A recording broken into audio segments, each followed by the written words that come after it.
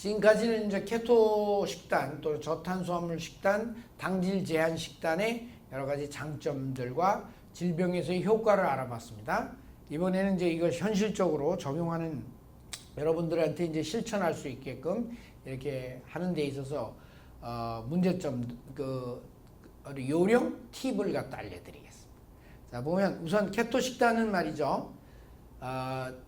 앞서 말했던 것 같이 저지방 식단처럼 이렇게 칼로리의 구애를 받거나 운동을 많이 해서 에너지 소비를 증가시키거나 이런 일을 갖다 하지 않고 또 얼마든지 우리가 체중 감량을 할 수 있다. 마음껏 먹으면서도 체중 감량을 할 수 있다.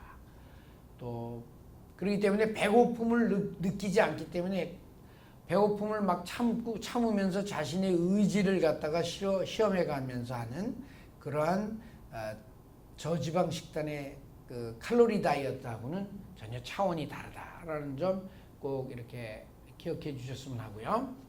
그리고 그 적응 대상은 오늘날 그 대사 장애가 있는 분, 또 뭐 여러 가지 각종 성인병을 가지고 계신 분들, 또 뇌신경 질환 환자들, 각종 요즘 자가 면역 질환들 많이 늘죠. 그런 만성 이런 면역학적 질환을 가지고 있는 분들이 너무 많기 때문에 그 적응 대상이 아주 굉장히 많습니다. 그래서 그런 점들을 갖다가 잘 아시고, 또 이거는 실제로 우리가 이렇게 저탄 고지방 식사를 하고 케토제닉 식사를 하게 되면 저절로 그 끼니 수를 줄일 수가 있습니다. 끼니 수를 줄일 수가 있기 때문에 간헐적 단식이 쉽게 된다. 간헐적 단식을 하는 이유가 뭐죠? 제가 지난 시간에도 말씀드렸지만 몸속 대청소를 갖다가 하기 위해서죠. 그래서 여러분이 금식을 하게 되면 몸 안에서 각종 쓰레기 노폐물들이 스스로 청소되는 일들이 진행이 되거든요. 그래서 사람들이 가능한 한 금식을 해야 되는데, 금식을 그렇다고 며칠간 하면서 하는 단식을 한다는 게 굉장히 무리가 되지 않습니까? 그래서 그 금식의 장점을 갖다가 얻기 위해서 하는 것이 바로 이제 하루 16시간에서 20시간 이상 음식을 먹지 않는 시간을 두는 간헐적 단식이 많이 유행을 하고 있는데, 그런 간헐적 단식을 하려면 이렇게 일반 그 탄수화물을 먹는 그런 식단을 해가지고서는 배가 고파서 여러분들이 간헐적 단식을 할 수가 없습니다. 정말 그때는 여러분들의 의지를 강하게 보여주지 않는 한은 거의 불가능하거든요. 그렇지만 이같이 저탄 고지방 케토제닉 식단을 하게 되면 이렇게 몸이 금식 상태에 들어가 있는 것처럼 착각을 느끼기 때문에 쉽게 간헐적 단식 또는 금식, 심지어는 며칠간 하는 그런 단식까지도 쉽게 할 수 있게 도와준다라는 점이 또한 장점이 되겠습니다. 그래서 여러분들 그 전형적인 저탄 고지방 식사는 뭐냐면 탄수화물을 5% 이내로 줄이고 단백질은 약 한 20%, 그리고 건강한 지방을 75%, 이 정도 먹는 게 이게 우리가 치료 목적으로 저탄 고지방 식사를 할 때 그 대영양소 비율이 되겠습니까? 요약하면 탄수화물은 적게, 단백질은 적정하게 약 20% 정도, 그 지방은 많이 70% 이상, 75%까지 이렇게 올리는 게 전형적인 저탄 고지방 식사가 되겠고요. 이런 저탄 고지방 식사를 치료 목적으로 하기 때문에 일반인들이 이걸 시행하려면 처음에는 상당히 힘들어합니다. 그렇기 때문에 또 너무 괴로워하기 때문에 그런 분들한테는 그럼 어떻게 해야 되냐? 바로 이렇게 전형 클래식한 그런 그 저탄 고지방 그 케토제닉 다이어트가 아니라 고단백 고지방 식단. 그러니까 이것은 탄수화물 섭취는 그정 비슷하지만 단백질 섭취를 조금 더 늘리는 겁니다. 지방 섭취를 조금 낮추고 그렇게 하는 게 바로 이건데, 이게 이제 아까도 말씀드렸듯이 이제 황제 다이어트 같은 것 등이 이런 거죠. 또 펠리오 다이어트도 뭐 이렇게 할 수가 있습니다. 그래서 처음 시작하시는 분은 처음부터 케토제닉 다이어트, 아주 클래식한 케토제닉 다이어트를 갖다가 하려고 하지 마시고, 처음 하실 때에는 바로 이와 같이 황제 다이어트 또는 펠리오 다이어트 수준으로 일단은 시작을 하셨다가 점차적으로 이제 단백질 섭취도 줄이고 지방 섭취를 늘리는 방향으로 이렇게 진행을 하시는 게 훨씬 더 쉽겠습니다. 그리고 여러분들이 만약에 이제 케톤증의 효과, 아까 케톤증이라는 건 지방이 활발하게 연소돼서 에너지원으로 사용되는 거거든요. 그렇기 때문에 그 지방분해 효과를 갖다가 만끽하기 위해서는 탄수화물을 줄이는 것뿐만 아니라 단백질 섭취도 역시 마찬가지로 늘리면 안 됩니다. 그래서 아까 말한 황제 다이어트 같은 것이 케토제닉 다이어트가 되지 못하는 이유는 뭐예요? 단백질 섭취가 그만큼 많기 때문에 그런 거거든요. 그렇기 때문에 만약에 케톤증의 효과를 갖다가 여러분들이 경험해 보고 싶다. 그러면 탄수화물뿐만 아니라 단백질 섭취도 20% 이상이 넘지 않게끔, 그러니까 자기 체중당 약 1 내지 1.5g 이하로 유지하게끔 이렇게 하시면 케톤 효과를 갖다가 여러분들이 더 확실하게 느끼실 수 있습니다. 그리고 이런 제가 이렇게 저탄 고지방 식사를 하라고 해가지고 그럼 많은 분들이 이렇게 질문해요. 평생 그러면 그런 식으로 저탄 고지방 식사를 해야 되는 거냐? 그게 아닙니다. 여러분들이 제가 그런 뜻으로 말씀드리는 게 아니라 여러분들이 치료 목적으로 아까 같은 뭐 대사질환, 뇌신경질환, 염증성 질환을 가지고 있거나 또는 여러분들이 지금 현재 체중 과다라든가 인슐린 저항성을 가지고 있어 대사 균형이 이미 균형점을 벗어나서 어느 한쪽으로 기울고 있는 그런 상태를 느끼고 있는 사람이라면 이런 상태를 바로잡기 위해서 여러분들이 이런 케토제닉 식단을 갖다가 하라는 거지 평생 계속 하라는 게 아닙니다. 그러니까 이런 걸 갖다가 다시 자기 자신의 대사 균형을 바로잡을 때까지만 하시고 그리고 나면 어떻게 돼요? 다시 여러분들이 어느 정도의 탄수화물 섭취를 갖다가 하실 수 있습니다. 그래서 그거를 갖다가 우리가 좀 학문적으로 표현한 게 바로 여기 있는 것처럼 주기적 고지방 식단, 즉 다시 말해서 사이클릭하게 저탄 고지방 식단을 하는 그런 방법으로 여러분들이 중년 이후 여러분들의 건강 관리를 갖다 하는데 이용하면 많은 도움을 얻으실 수 있다는 점 제가 꼭 말씀드립니다. 그러니까 사이클릭하게 이런 저탄 고지방 식사를 하는 그런 예를 보면 이런 겁니다. 일주일이 7일이죠.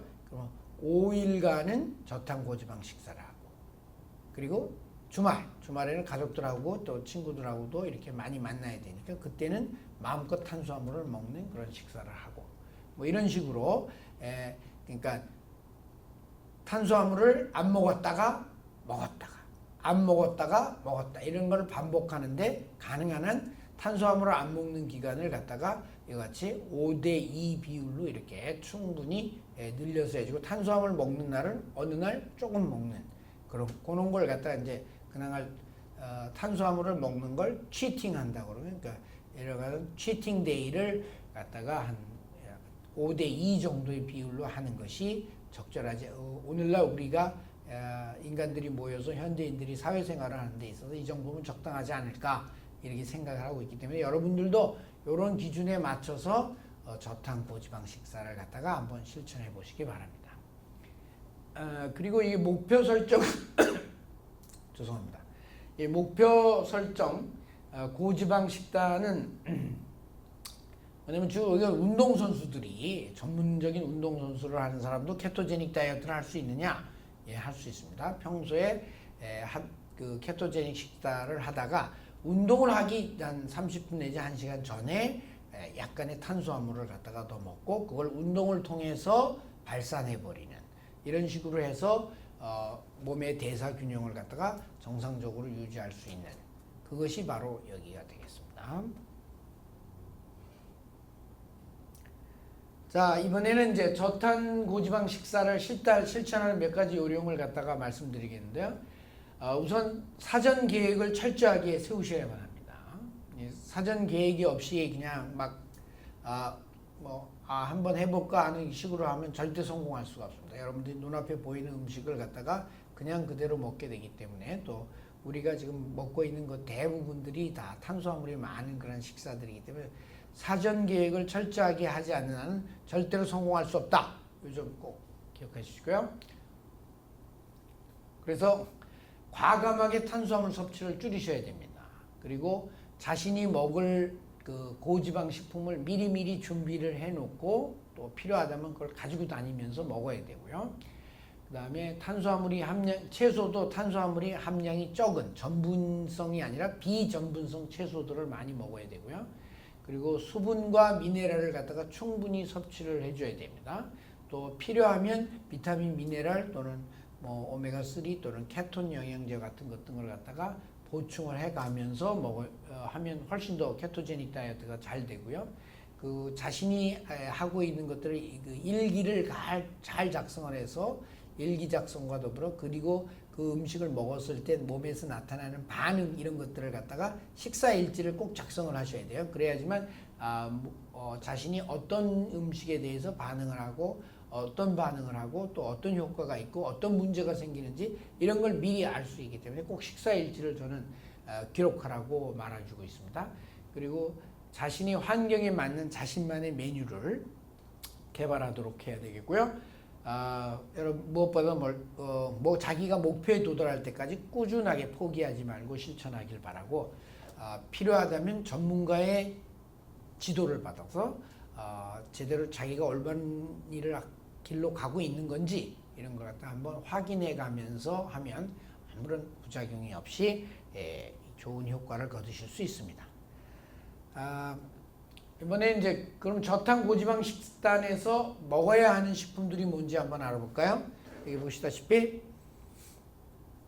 그 육류 우선 그 붉은 고기도 좋고 여러 가지 그 스테이크 그다음에 햄, 소시지, 베이컨, 닭고기, 오리고기 이런 것 등이 있고요. 생선도 먹어도 좋습니다. 특히 지방이 많은 생선일수록 좋습니다. 연어, 송어, 참치, 고등어. 그리고 달걀도 좋은데 이제 가능한 이제 우리가 자연산 그런 그 유기농 달걀이면 좋고요. 그다음에 버터와 크림도 마찬가지로 그렇고 치즈도 좋고 견과와 씨앗 각종 아몬드, 호두 이런 것들하고 씨앗 중에는 아마씨, 호박씨, 치아씨 같은 것들이 있고요. 그 다음에 건강한 기름, 오일들 있죠. 코코넛 오일, 또 익스트라 버진 올리브 오일, 아보카도 오일 이런 것들을 먹을 수 있고요. 과일 중에서는 아보카도가 기름이 많기 때문에 아보카도 또는 아보카도로 만든 과카몰리 같은 것들 그런 거 좋고요. 그 다음에 탄수화물 함량, 채소 중에서는 탄수화물 함량이 낮은 것들 녹색잎 채소, 토마토, 양파, 고추, 파프리카, 피망 이런 것들이고요. 그 다음에 양념은 그 각종 양념 재료들을 갖다가 사용하실 수 있습니다. 그러니까 상업용 양념들은 갖다가 여기다가 자꾸 여러 가지 그 꿀이라든가 설탕이라든가 이런 걸 넣지 않습니까? 그러니까 그런 것들을 갖다가 사용하지 않은 한은 어떤 양념이든 먹으실 수 있습니다. 이번에는 이제 저탄고지방 식단에서 먹지 말아야 할 그런 식품들이 있는데요. 우선 이런 각종 청량음료, 과일, 가공음료, 케이크, 아이스크림, 사탕 이런 것들이고요. 하여튼 보면 거의 식품회사가 만든 것들은 거의 안 드시는 게 좋습니다. 그 다음에 곡물 전분류 이런 것들, 특히 쌀, 밀, 국수, 파스타 등 그리고 과일 중에서도 블루베리, 스트로베리, 크랜베리 이와 같이 베리류 과일을 제외한 모든 과일들은 가능한 한 안 드셔야 됩니다. 왜냐하면 너무나 탄수화물 거기에 함량이 많기 때문에 그렇죠. 또 콩류 식품들 또 역시 마찬가지로 탄수화물 함량이 많기 때문에 그렇고 뿌리 채소에 해당하는 그런 감자, 고구마, 당근, 토란 이런 것들도 역시 섭취를 갖다 하면 안 되겠고요. 그 다음에 저지방 제품들 가공 식품회사들이 만들어낸 것 중에 저지방 식품이라고 되어 있는 것들은 거기서 지방을 뺐기 때문에 그만큼 탄수화물로 보강을 했을 가능성이 있기 때문에 이런 저지방 식품을 오히려 저지방 우유, 저지방 예를 들어서 치즈 이런 것들, 저지방 요거트 이런 것들 오히려 더 나쁜 걸로 되어 있습니다. 그러니까 그런 거 먹지 마시고요. 그 다음에 상업용 소스나 양념장에는 아까도 말씀드렸듯이 그런 양념 그 재료들을 갖다가 여러 가지 당분 또는 여러 가지 식용유 이런 것들하고 같이 섞어 넣었을 가능성이 있기 때문에 그런 거 드시면 안 되고, 또 식물성 오일, 마가린, 쇼트닝, 그다음에 마요네즈 이런 것들은 나쁜 지방이 되기 때문에 먹으시면 안 되겠고, 알코올도 역시 여러분 드시면 안 되겠습니다. 그리고 무설탕 다이어트 식품 속에는 당 알코올이 들어있기 때문에 역시 케톤증으로 빠지는 것을 방해할 수가 있기 때문에 이런 것들은 먹지 말으셔야 되겠습니다. 그래서 이 저탄 고지방 식단에서 먹어야 할 식품들을 다시 한번 쭉 설명해 드리면, 단백질 식품으로는 육류, 가금류, 그 다음에 간, 천엽, 곱창, 막창과 같은 그런 내장고기들, 그리고 생선들, 그리고 달걀들 이런 것 등이 되겠고요. 건강한 지방으로는 포화지방, 동물성 포화지방, 그 다음에 단일불포화, 다중불포화, 뭐 지방 어느 것든 다 괜찮은데요. MCT 오일, 냉압착 코코넛류, 팜유, 올리브유, 그 다음에 각종 씨앗류 등이 있는데 아마씨 이런 것들, 제가 말씀드린 나쁜 지방에 해당하는 그 식용유나 이런 것들은 절대로 여기 제가 건강한 지방이라고 하지 않기 때문에 지난 시간에 다 말씀드렸죠. 그래서 건강한 지방으로만 먹고, 또 건강한 지방을 함유한 견과, 씨앗들 이런 것들, 버터, 그 다음에 라드 있지 않습니까? 라드는 그 돼지 기름이죠. 닭기름, 오리기름 이런 것들, 건강한 지방은 어느 것이든 먹어도 좋습니다. 또 채소는 전분을 많이 함유하지 않은 비전분성 채소들, 녹색잎 채소, 쌈채소 같은 것들, 브로콜리 같은 십자화과 채소들, 오이과 채소들, 또 각종 허브나 또 그런 것들, 아스파라거스, 버섯, 죽순, 콩싹 이런 것들 등등을 드시면 되겠습니다. 그리고 과일에는 지방, 당 성분이 없는 베리류 과일하고, 그 다음에 지방을 많이 함유하고 있는 것이 이제 아보카도가 되겠으니까 아보카도를 많이 좀 활용하시면 되겠고요. 간식으로는 이제 사골국물, 소고기 육포, 건어물, 삶은 달걀, 족발, 보쌈, 번데기, 그 다음에 채소 샐러드 이런 것들, 또 훈제 연어 이런 것들을 갖다가 드시면 되겠고요. 양념장으로서는 이제 아까 말한 그 양념 재료가 되는 것, 각종 향신료들 가지고, 그리고 허브들을 가지고 만든 그 당분을 첨가하지 않은 채 만든 것들, 천일염, 또 감미료가 없는 핫소스, 그다음에 사과 식초, 겨자 소스 이런 것들을 갖다가 드시면 되겠습니다. 음료는 정수한 물, 그리고 커피와 차 같은 거는 설탕을 첨가하지 않은 그런 것들을 드시면 되겠고, 사골 국물을 드셔도 되겠습니다. 그리고 이번에는 이제 저탄 고지방 식사에서 먹지 말아야 할 식품들 아까 말씀드렸죠. 그걸 다시 한번 보여드리면, 거의 모든 가공식품들은 먹으면 안 되죠. 그리고 가공음료, 칼로리를 함유한 그런 식품에서가 만든 음료들 이런 거 저탄 고지방 식사를 할 때는 드시면 안 되겠습니다.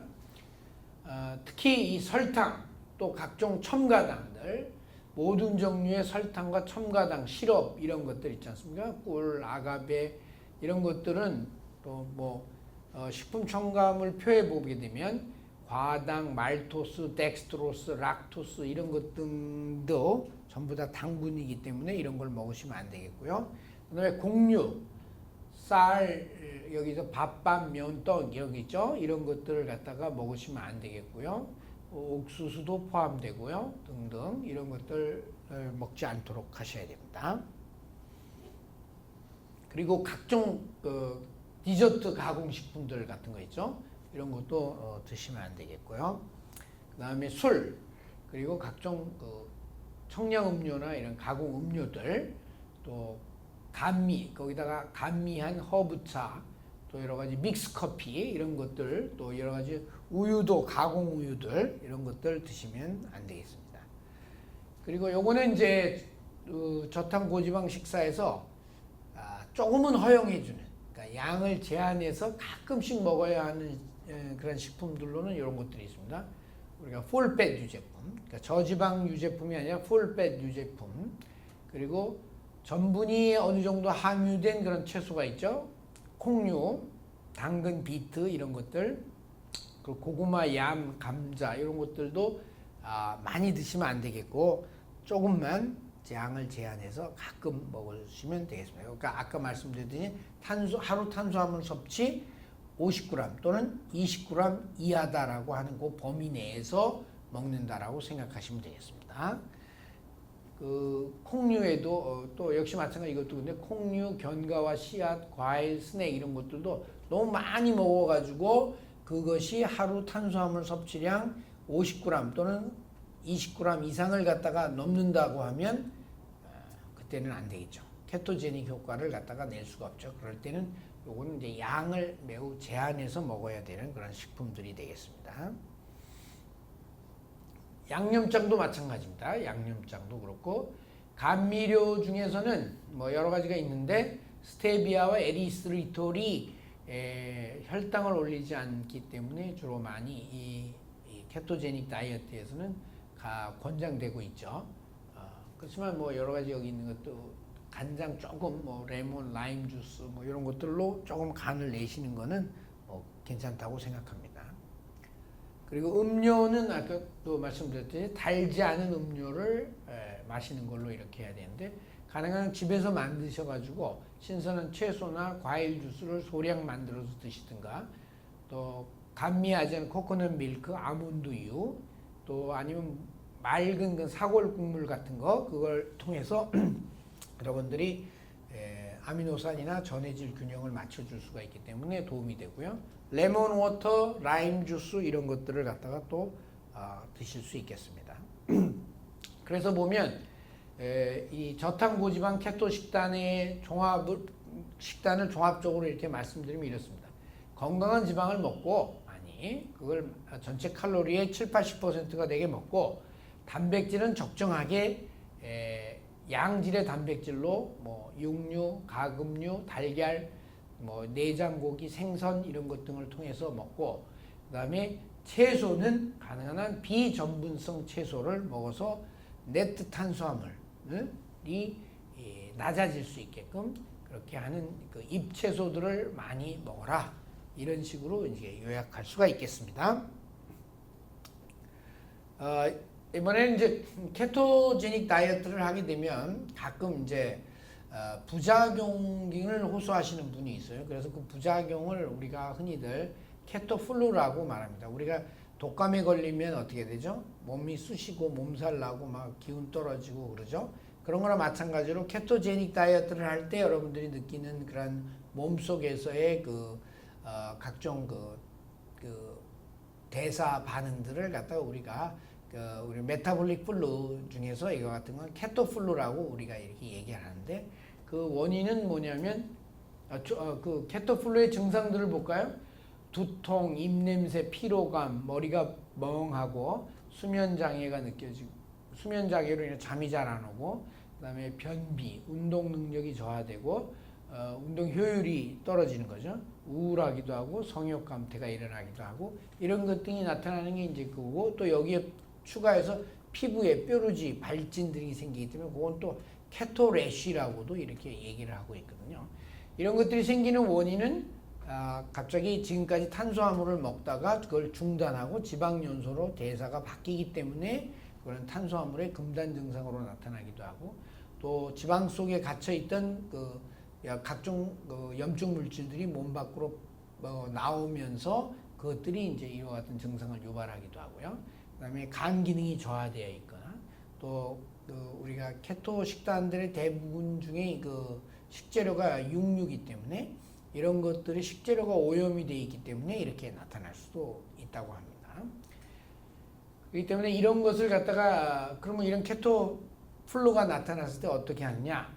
여러분들 케토 플루를 막기 위해서는 반드시 여러분들의 배설 기능을 극대화시켜 놔줘야 됩니다. 그래서 배설 기능이 잘 되게 해줘야 되고요. 그다음에 수분 섭취, 전해질 섭취, 미네랄 보충 같은 것 등을 충분히 해줘야 되겠고요. 그다음에 간 기능을 지원해주는 영양소들을 갖다가 필요하면 보충해줘도 되고요. 식재료를 가능한 클린한 것들, 그러니까 이런 육류 같은 경우에 그러니까 가공 육류가 아니라 천연 육류로 이렇게 바꾼다든가 이와 같은 식으로 식재료를 깨끗하게 해서 유기농 제품으로 먹는다든가 이렇게 해야 되겠고요. 그다음에 너무 이게 심할 경우에는 케토제닉 다이어트를 너무 갑자기 하지 말고 속도를 줄여서 천천히 단계적으로 시행하면 이런 증상들은 보통 1, 2주 안에 다 사라지게 돼 있습니다. 그런데 만약에 이런 불편한 증상들이 2주가 지나도 사라지지 않고 계속된다. 그럴 때는 어떻게 해야 되겠습니까?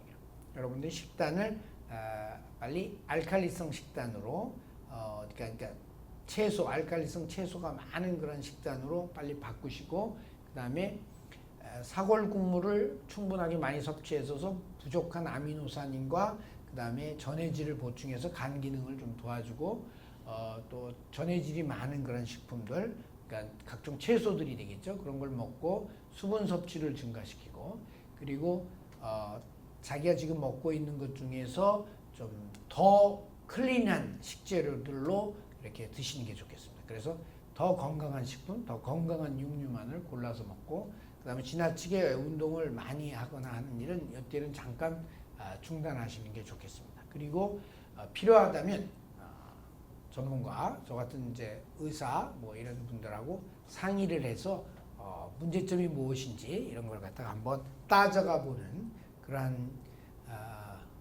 그 단계를 밟으시는 게 안전하다 이렇게 말씀드릴 수 있고요. 아까도 말씀드렸듯이 보통 일반인들이 그냥 그 케토제닉 다이어트를 저탄수화물 식사를 할 때 그냥 대부분의 경우에는 충분하게 수분만 섭취하고 전해질, 미네랄들만 충분히 섭취해주면 이런 일들은 거의 나타나지 않고 자연스럽게 지나가게 됩니다. 이런 충분하게 수분하고 그 미네랄들을 먹는 이유는 우선 배고픔을 없애줄 수 있고 그 다음에 몸에서 해독 과정을 도와주기도 하고 각종 그 케토플루 때 나타나는 것과 같은 무기력감, 피곤함 이런 걸 갖다가 없애주기에도 많은 도움을 주기 때문에 그렇습니다. 그래서 저는 하루에 2리터 이상의 충분한 수분과 미네랄을 섭취하라. 그리고 단맛을 갖다가 안 먹는 대신에 여러분들은 그 대신 짠맛과 신맛을 갖다가 추구하는 방법으로 이렇게 바꾸시면 된다. 이렇게 제가 말씀드릴 수 있습니다. 아까도 말씀드렸지 이거는 이제 부작용을 갖다가 줄이는 방법으로서 만약에 부작용이 좀 심한 것 같다 그러면 고민하지 마시고 전문가와 한번 상의해 보시는 것이 가장 안전하다. 이렇게 말씀드리겠습니다. 그리고 이제 그럼 대부분의 그 대사 균형이 흐트러진 성인들에서 이 케토제닉 다이어트가 효과를 보는데요. 케토제닉 식단을 이번에는 그럼 하지 말아야 될 사람은 뭐냐? 우선 그 선천적으로 대사 기능에 장애를 가지고 있는 사람들, 이런 사람들은 하면 안 되겠죠, 당연히. 그 파이루베이트 카르복실라제 데피션시, 포르피리아 환자, 그리고 팻 메타볼리즘에 장애가 있는 환자들, 이런 사람들은 뭐 많지 않습니다만 하여튼 이런 그 선천성 효소 결핍으로 인해 대사 장애가 있는 사람들은 당연히 하면 안 되겠고, 그리고 그럼 임상적으로 우리가 케토제닉 다이어트를 하지 말아야 될 사람, 이런 사람들은 뭐 임산부, 또 성장기의 아이들, 또 혈액검사에서 간 기능이 저하되어 있는 그런 사람들 하면 안 되겠죠. 또 췌장염 병력을 가지고 있는 사람들도 그렇습니다. 왜냐하면 이런 사람들이 지방을 너무 많이 섭취하게 되면 갑자기 급성 췌장염에 걸릴 수가 있거든요. 또 담낭 질환이 있거나 담낭을 절제한 사람들, 당연히 지방 소화에 문제가 있기 때문에 이런 사람들도 하면 안 되겠고요. 신부전증 환자들도 그렇고, 신부전증 환자들 일반적으로 저탄수화물 식단 잘 견딥니다. 그렇지만 이런 분들은 역시 단백질도 저염 저단백 식사를 하고 있기 때문에 괜찮기 때문에 잘 감내를 하는데, 저는 그래서 이런 신부전증 환자들한테는 가능한 지방을 쉽게 소화될 수 있는 그런 지방들, 그래서 단사슬 내지는 중사슬 지방으로 이렇게 먹을 수 있고, 또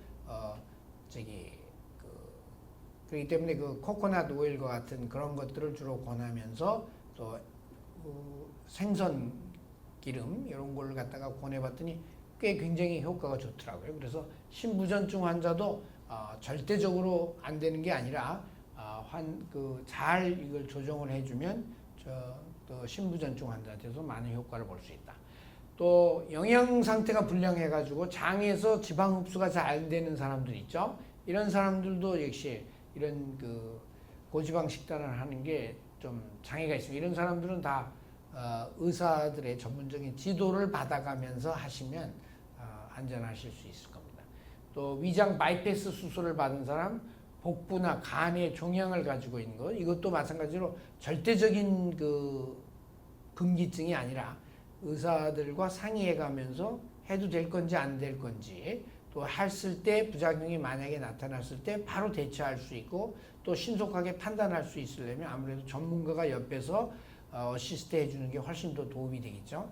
그래서 그렇게 판단하시면 되고, 위장관 기능장애가 있거나 위장관 운동이 저하되어 있는 사람들, 예를 들어서 항암제를 투여받고 있는 그런 사람들의 경우에는 일시적으로 이런 거를 갖다가 저탄고지방 식사를 하면 안 되겠죠. 또 마찬가지로 뇌전증 환자한테서 저탄고지방 식사가 효과가 있다고 그랬는데 이거는 주로 성장기 아이들이 그런데 과연 성인한테도 그러냐? 물론 할 수도 있고 또 효과가 없을 수도 있기 때문에 이것도 역시 마찬가지로 의사와 상의해서 적절하게 하는 것이 가장 안전하겠다라고 제가 말씀드립니다. 아까 말씀드렸듯이 클린 케토라는 거는 이제 가능한 우리가 케토제닉을 할 때 식재료를 깨끗한 걸 사용하자 이거죠. 그래서 간의 독소 부담을 줄여주자는 차원에서 항생제나 호르몬제 이와 같이 방부제 이런 것들이 뭐 여러 가지 그런 오염된 육류를 먹지 말고 가능한 깨끗한 식재료를 사용해서 하게 되면 부작용을 줄일 수 있다라는 점 말씀드리고, 이제 종합적으로 한번 말씀드리겠습니다. 케토 식단은 그러니까 저탄수화물 식단의 한 유형이다. 그런데 탄수화물 섭취를 갖다가 50g 이하 또는 더 효과를 보기 위해서는 20g 이하로 줄이는 것을 원칙으로 한다 이거죠. 여러분 이해하셨죠? 이거는 제가 자꾸 여러 번 얘기했으니까. 그 다음에 건강한 지방 섭취를 갖다가 늘려서 전체 칼로리의 7-80%를 차지하게 하라. 그리고 단백질은 적절한 수준인 한 15 내지 20% 정도로 하면 되고, 이렇게 하는 것이 이제 전형적인 케토제닉 식단인데, 만약에 이것이 힘들다면 처음에 일반인들은 고단백, 고지방 식단인 그런 황제 다이어트 같은 걸로 약간 변형을 해서 할 수도 있고, 또 한 가지는 탄수화물을 조금 더 먹고 싶다 그러면 탄수화물을 네트 탄수화물이 아니라 식이섬유가 많은 그런 탄수화물로 조금 늘려서 해보면 거부감 없이 이런 걸 갖다가 처음 도입 과정에서 이것을 이겨내실 수 있다. 이런 점을 또 말씀드립니다. 그래서 아까 쭉 보여드렸던 먹어야 할 식품, 먹지 말아야 할 식품들을 갖다가 여러분들이 잘 아셔가지고 미리 여러분들이 이런 쇼핑 목록을 작성을 해서 자기가 먹을 것들을 갖다가 쭉 작성을 해가지고 쇼핑을 나가셔서 그런 식재료들을 갖다가 구입해야 됩니다. 그렇게 하기 위해서는 자기가 먼저 일주일간 먹어야 될 그런 식사 일기를 먼저 사전에 작성을 해가지고 무조건 이거를 실천하는 그런 방법으로 따라서 가셔야 되겠습니다. 아시겠죠? 이게 이제 바로 일주일간의 저탄고지방 식사를 하는 거에 식단 예가 되겠습니다. 요거는 이제 쭉 되겠는데, 아침에 일어나서 달걀, 베이컨, 토마토 먹고, 점심은 올리브 오일로 드레싱한 치킨 샐러드, 치즈 조각 먹고, 저녁은 버터로 구운 연어 구이와 아스파라거스를 먹습니다. 또 화요일은 또 뭐 이런 식으로 시간 관계상 이걸 다 할 수는 없으니까 여러분들이 제가 쓴 그 책 건강한 지방을 먹자에 이게 다 나와 있으니까 이 식단을 참조해서 여러분들이 자신만의 식단 메뉴를 만드시면 되겠어요. 또 모르겠으면은 제가 네이버 카페에 양생치유식이라는 그런 카페를 만들었습니다. 카페 명이 양생치유식입니다. 거기에 보면은 여러 가지 저탄고지방 식사를 할 때 그 식단들이 쭉 나와 있거든요. 그러니까 이 중에서 여러분들이 골라가지고 일주일간 식단 메뉴를 짜고 거기에 필요한 식재료를 갖다가 다 정해가지고 구입을 해 오셔가지고 그걸로 정해진 대로만 해서 그 식사를 하시면 그대로 실천하시면 여러분 반드시 성공하실 수 있습니다. 그리고 이제 간식은 어떤 걸로 먹어야 되냐? 그러면 지방이 많은 육류 또는 생선으로 만든 포, 치즈, 견과와 씨앗, 그것도 많이 먹으면 안 되니까 한 줌 정도. 올리브 열매, 삶은 달걀, 90% 이상 되는 다크 초콜릿, 또 아몬드 밀크, 카카오 파우더, 견과 버터 등을 넣어서 만든 저탄수화물 쉐이크, 그리고 풀팻 유기농 우유, 이런 것들, 딸기와 크림, 또 살사 또는 과카몰리 앤드 샐러리 스틱, 그 다음에 또 한 가지는 그 전날 먹다 남은 그런 메인 요리들 있지 않습니까? 그런 것들을 다시 다음날 간식으로 먹는다든가 이와 같은 방법으로 간식을 배고플 때 간식을 해결하시면 되겠고요. 저탄고지방 식사를 할 때 외식을 한다. 그러면 어떻게 해야 되냐? 준비를 하고 나가셔야 됩니다. 그래서 필요하면 자신이 먹을 걸 갖다가 도시락을 챙겨가지고 이렇게 나가시면 되고요. 가능한 한 육류나 생선을 기반으로 하는 그런 요리를 파는 식당, 이런 식당들이 너무 많으니까 대부분 식당들은 뭐 이런 걸 찾는 거는 어렵지 않을 것 같습니다. 그리고 밥, 빵, 국수 같은 탄수화물 식품을 갖다가 주면 그거를 사양하고 가능한 일을 채소 음식으로 바꿔달라고 이렇게 요청하시면 되고요. 그 밖에 달걀이나 치즈로 만든 요리를 선택하는 방법으로 이렇게 하면 되겠고, 디저트로는 치즈나 크림 같은 것만 먹고 절대 당분이나 전분이 많은 그런 식사는 하지 않도록 이렇게 하셔야 되겠는데, 요즘은 치즈에도 워낙 당분이 많이 들어가 있어가지고 이게 문제가 되긴 하고 있습니다. 그래서 너무 자기가 외식하는 데 가서 먹었을 때 너무 달다 그러면 가능한 맛만 보고 더 이상 먹지 않는 방법으로 이렇게 택하시는 게 좋을 것 같습니다. 자, 그래서 이제 빨리 짧은 시간 안에 이렇게 달려오느라고 막 제가 서두르다 보니까 빼놓은 부분도 있을 것 같은데, 하여튼 결론은 이렇습니다. 저탄고지방 식사는 우리가 그동안 너무 탄수화물을 많이 섭취해 왔기 때문에 그것이 잘못되어 가지고 각종 성인병들, 인슐린 저항성이 발생하고 각종 성인병이 발생하고 염증 질환들이 많이 늘고 이렇게 온 것을 바로잡아주는 아주 획기적인 식단이다. 그래서 저탄고지방 식단은 그렇게 원래는 치료식으로 개발된 거였기 때문에 마찬가지로 이걸 잘 활용을 하면 치료식으로 사용할 수 있는데, 그에 못지않게 여러분들 그냥 아직 병은 아니다 하더라도 여러분들의 몸의 대사 균형을 맞춰주고 여러분 몸속에 있는 염증 찌꺼기들을 갖다가 청소해주는 청소 목적으로도 충분히 여러분들이 일정 단기간 내에 사용하면 효과를 볼 수 있는 그런 식단이다. 그렇기 때문에 제가 이런 점을 갖다가 적극 권해드리고, 마지막으로 제가 이 3편에 걸친 그런 강의를 통해서 여러분들한테 건강한 지방을 먹자를 제가 말씀드렸거든요. 그러니까 여러분들 지방을 너무 혐오하고 지방은 나랑 맞지 않는 음식이다 뭐 이렇게 생각하지 마시고, 가능한 한 오히려 탄수화물을 너무 탐닉하지 마시고 건강한 지방을 갖다가 먹음으로써 여러분들이 탄수화물을 많이 탐닉하면 할수록 그만큼 그것의 균형을 맞춰주기 위해서는 여러분들이 건강한 지방을 섭취하셔야만 합니다.